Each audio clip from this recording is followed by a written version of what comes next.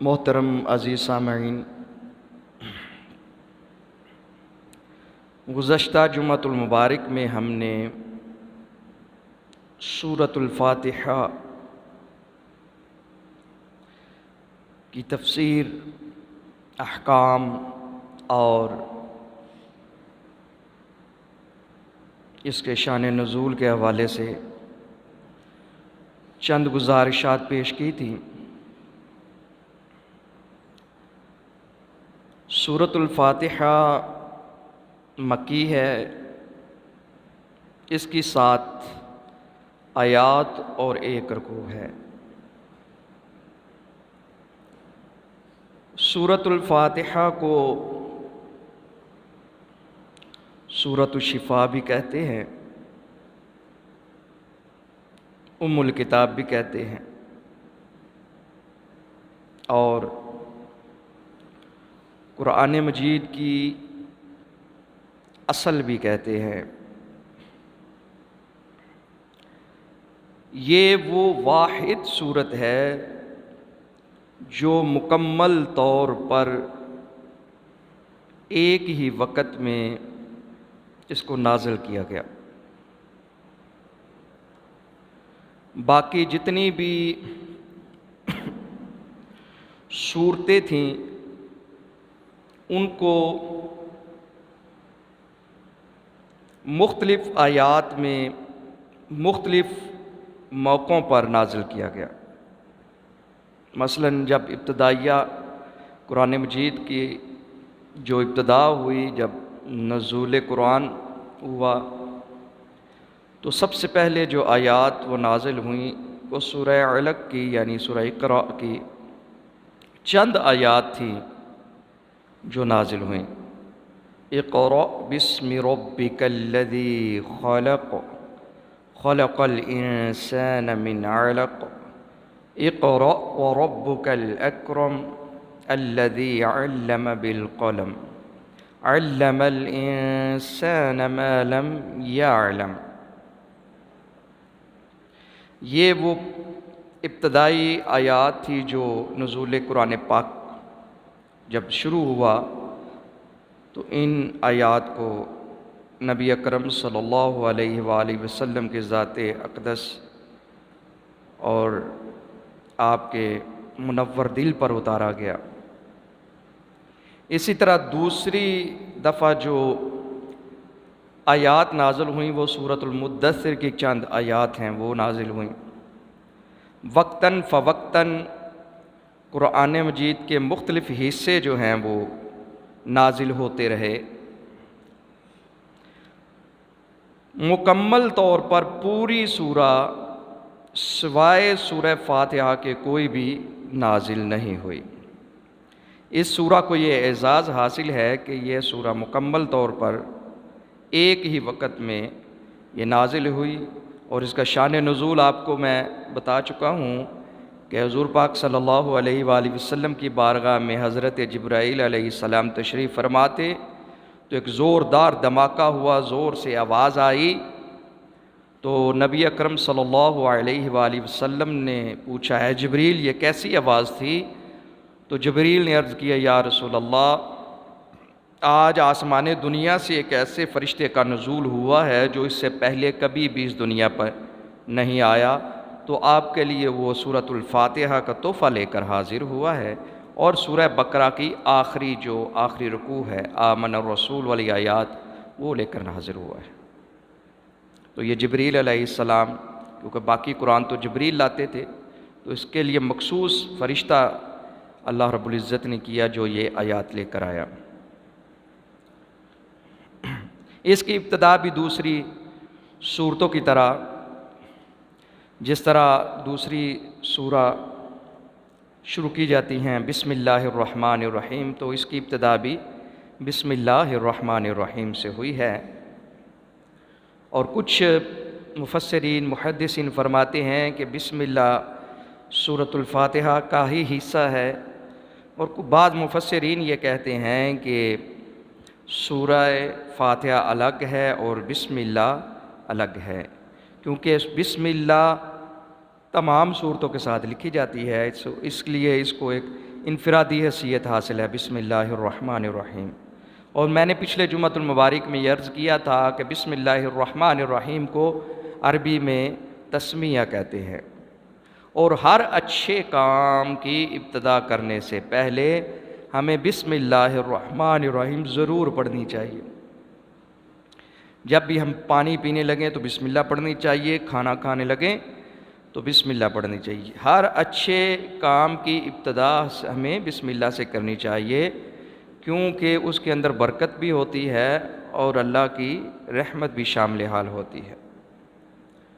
آگے جو اس سورہ کے اندر الحمدللہ رب العالمین یہاں سے ابتدا کیا جا رہا ہے، سورہ فاتحہ الحمدللہ رب العالمین، الحمد کے معنی ہوتے ہیں تعریف کرنا۔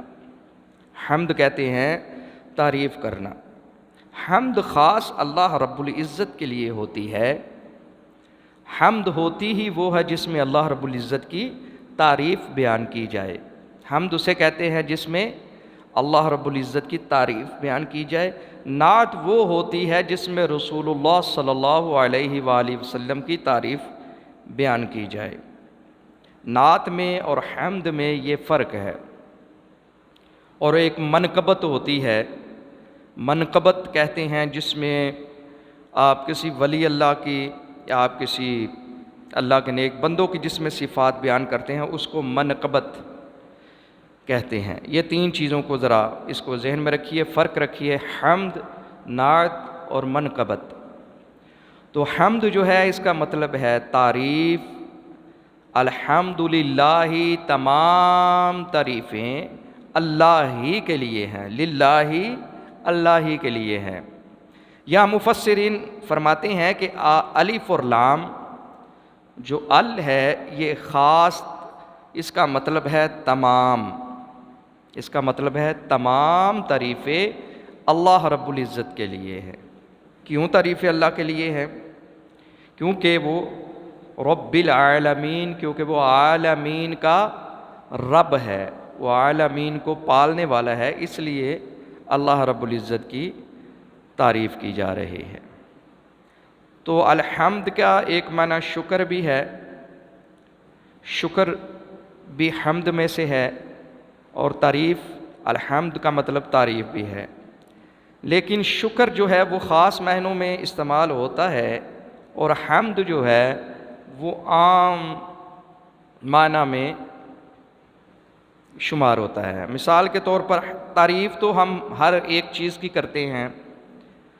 مثلا اگر ہم کوئی اچھی تحریر دیکھتے ہیں، کسی نے اچھا کالم لکھا ہے، اچھی تحریر لکھی ہے، اچھی تقریر لکھی ہے، تو ہم اس کی تعریف کرتے ہیں، شکر ادا نہیں کرتے اس کا، بلکہ ہم اس کی تعریف کرتے ہیں۔ تعریف عام معنوں میں آتی ہے۔ تو اصل میں جو تحریر ہو رہا ہوتا ہے، جو کچھ لکھا جاتا ہے یا کوئی چیز ایسی مصور نے بنائی ہے، تو وہ اصل میں اس چیز کی تعریف نہیں ہوتی، بلکہ بنانے والے کی تعریف ہوتی ہے۔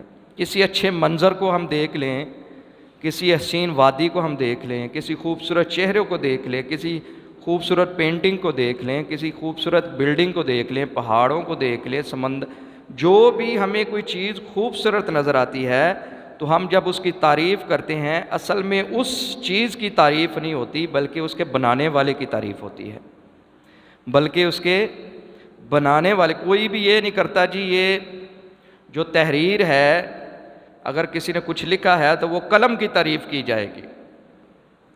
قلم کی تعریف نہیں کی جاتی، بلکہ جس کے ہاتھ میں وہ قلم ہوتی ہے اس کی تعریف کی جاتی ہے۔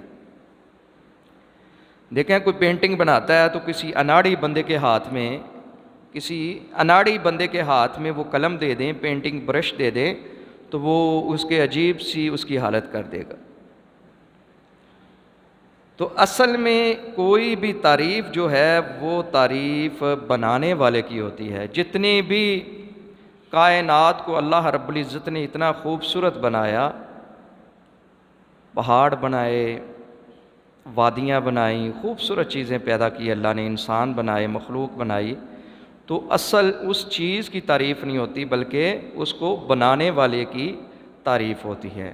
الف اور لام جو ہے وہ خاص ہے، الحمدللہ، تمام تعریفیں جو بھی اس دنیا میں جتنی بھی تعریفیں کی جاتی ہیں وہ سب کی سب ملا کر در اصل تعریف جو ہے وہ اللہ رب العزت کی تعریف ہے۔ کیوں تعریف کی جاتی ہے؟ کیونکہ رب العالمین، کیونکہ اللہ عالمین کو پالنے والا ہے۔ دیکھیں دعویٰ اور دلیل اکٹھے آگے۔ کوئی بندہ آپ کو یہ کہہ سکتا ہے کہ اللہ کی تمام تعریفیں کیوں کی جاتی ہیں؟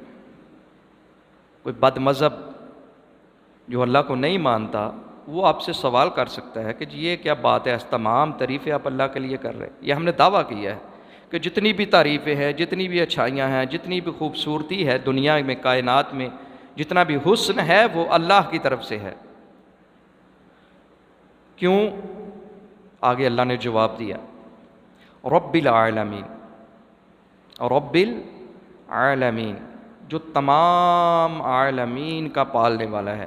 بھائی ہم اللہ کی تعریف اس لیے کر رہے ہیں کیونکہ وہ تمام جہانوں کو رزق دیتا ہے، تمام جہانوں کو رزق دیتا ہے۔ اس جہان کے اندر یہ جو ہم رہتے ہیں یہ ایک جہان ہے، یہ دنیا ایک جہان ہے۔ کوئی کہتا ہے 20,000 جہان ہیں، کوئی کہتا ہے 70,000 جہان ہیں، واللہ اعلم، اللہ ہی بہتر جانتا ہے کتنے جہان ہیں۔ زمینوں کے جہان اور ہیں، آسمانوں کے جہان ہیں، فرشتوں کے جہان ہیں، عالمین ہیں، نباتات ہیں، حیوانات ہیں، حشرات ہیں، بے شمار جو مختلف جہان ہیں، وہ ان سب کا پالنے والا صرف ایک ہی ذات ہے، وہ اللہ رب العزت کی ذات ہے۔ اس لیے اللہ رب العزت نے اپنی تعریف کے ساتھ ساتھ جو دعویٰ کیا تھا اس کا جواب بھی فوراً دے دیا، الحمدللہ، تمام تعریفیں اللہ کے لیے۔ کیوں بھائی؟ رب العالمین، کیونکہ اللہ رب العزت عالمین کو پالنے والا ہے۔ یہاں تک تو یہ بات ہو گئی۔ اب یہاں پہ الحمد اس سورت کے ابتدا میں اس لیے بھی ہے کہ یہ ہمیں سبق دیا گیا، یہ ہمیں بتایا گیا کہ جب بھی کوئی نیک کام شروع کرو، جب بھی کوئی کام کرو، جب بھی اس میں آپ اللہ کو سامنے رکھتے ہوئے اللہ کی تعریف کو الحمدللہ کے ساتھ شروع کریں۔ یہ عام فہم کلمہ ہے، کوئی بھی آپ سے حال پوچھتا ہے کیسے ہیں آپ، تو آپ کہتے ہیں الحمدللہ۔ تھوڑی سی گہرائی میں جایا کریں، دیکھیں کتنا لطف آتا۔ ہم اہل عرب نہیں ہیں، عجم ہے، تو ہمیں عربی اتنی ڈیپلی نہیں سمجھ آتی، اور بدبختی یہ ہے کہ ہمیں جو علماء کرام ہیں وہ بھی آج کل سفر کا دن چل رہے ہیں، محرم آ رہا، سفر آ رہا ہے، ربیع الاول، تو وہ اس کے موضوع کو لے کے چلیں۔ ان چیزوں کی ضرورت نہیں ہے، سارے دن اللہ کے ہے۔ چیز یہ ہے کہ یہ ایسی خصوصیت ہے اس سورہ کے اندر، اگر ہم اسی کے اوپر، آج دوسرا جمعہ ہے ہم اسی پہ بات کر رہے ہیں کہ اللہ نے اس کو نماز کا حصہ بنا دیا، اللہ نے اس کو نماز کا حصہ بنا دیا، بلکہ نماز کا حصہ، اللہ اکبر، صرف نماز کا حصہ نہیں بنایا، ہر رکعت میں سورہ فاتحہ پڑھنا لازم قرار دے دی۔ سورۃ الفاتحہ ہر رکعت میں، ہر رکعت میں آپ کو پڑھنی لازم قرار دے دی گئی۔ اب یہاں تھوڑی سی بات میں اس حوالے سے کر دوں کہ مختلف عقائد ہیں، اس میں اہل سنت اور جماعت جو حنفی بریلوی ہیں، ان کا موقف یہ ہے کہ نماز کے اندر جب آپ امام کے پیچھے کھڑے ہوتے ہیں تو پھر سورۃ فاتحہ پڑھنے کی ضرورت نہیں ہے۔ یہ بڑا ضروری، بچوں یہ بہت ضروری بات ہے، یہ بوڑھے ہونے تک ہمیں پتہ نہیں چلتا یہ بات۔ سورۃ فاتحہ جو ہے وہ جب آپ امام کے پیچھے کھڑے ہوں، مثلا قاری صاحب اب نماز پڑھا رہے ہیں تو آپ نے صرف خاموشی سے سننا ہے اسے، یہ بند کر دو۔ یہ عقیدہ ہے امام ابو حنیفہ کا۔ کس کا عقیدہ ہے؟ جو حنفی ہیں، امام ابو حنیفہ کہتے ہیں کہ اصل میں امام کی قرات ہی مقتدی کی قرات ہے۔ اگر کسی کو سمجھ نہیں آئی تو بتا دیجئے گا، سمجھ آ رہی ہے آپ کو خاص طور پہ اس بات کی؟ اصل میں جو امام قرات کرتا ہے وہی مقتدی کی قرات ہے۔ یہ حضرت امام ابو حنیفہ کا مسئلہ ہے، اس پہ عمل کرتے ہیں دو جماعتیں، ایک دیوبندی ایک سنی بریلوی۔ یہ دو جماعت حضرت امام ابو حنیفہ کے اس مسئلے کے مقلد ہیں۔ کس کے؟ کہ جب امام کھڑا ہو کے سورہ فاتحہ پڑھے گا تو آپ نے پیچھے سے نہیں پڑھنی، خاموشی اختیار کرنی ہے۔ اس کی وہ وجہ کیوں بتاتے ہیں؟ وجہ یہ بتاتے ہیں فَإِذَا قَرَأْتَ الْقُرْآنَ فَاسْتَمِعُوا لَهُ وَأَنصِتُوا لَعَلَّكُمْ تُرْحَمُونَ۔ جب قرآن پاک کی تلاوت کی جائے تو اس کو خاموشی سے سنو تاکہ تم پر رحم کیا جائے۔ سورۃ فاتحہ جو ہے وہ قرآن پاک ہے، اور جب اس کی تلاوت ہوتی ہے تو خاموشی سے سنو۔ امام صاحب جب پڑھتے ہیں تو آپ پیچھے سورۃ فاتحہ نہ پڑھو۔ یہ مسئلہ، اس کی دلیل یہ پیش کی جاتی ہے، امام ابو حنیفہ نے پیش کی۔ اچھا، اب جو نماز فجر ہے اس میں تو امام صاحب اونچی پڑھتے ہیں، آپ سن لیں گے، مغرب میں بھی سن لیں گے، عشاء میں بھی سن لیں گے۔ ظہر اور عصر میں کیا سنیں گے آپ؟ ظہر میں امام صاحب بھی چپ میں، مقتدی بھی چپ ہو جائیں گے۔ ابو حنیفہ کا یہ قول ہے، حضرت امام ابو حنیفہ، کہ پیچھے مقتدی سورہ فاتحہ نہیں پڑھے گا۔ اب دوسری جماعت جو امام شافعی ہیں، امام شافعی وہ کہتے ہیں چاہے جہر میں ہو یا خفی میں ہو نماز، یعنی کہ امام صاحب قرات اونچی آواز میں کریں، سورۃ فاتحہ اونچی آواز میں پڑھیں یا آہستہ آواز میں پڑھیں، پیچھے جتنے مقتدی بیٹھے ہیں وہ بھی ضرور پڑھیں گے، اس کے پڑھنے کے علاوہ ان کی نماز نہیں ہوگی۔ یہ امام شافعی کا قول ہے، جس میں ہمارے بھائی اہل حدیث جو ہیں وہ اس پہ عمل کرتے ہیں۔ وہ کہتے ہیں سورہ فاتحہ پڑھنی ہے، سورہ فاتحہ کے بغیر لا یقرأ القرآن لا یقرأ الصلاۃ۔ اگر آپ وہ نہیں پڑھتے نماز کے پیچھے تو آپ کی جماعت ہی نہیں ہوتی۔ اب امام مالک کا قول مجھے اپنے ذاتی طور پہ بڑا پسند ہے، آپ کے ساتھ شیئر کر دیتا ہوں۔ انہوں نے کہا ہے کہ آپ ان دونوں کا درمیانی راستہ اختیار کریں۔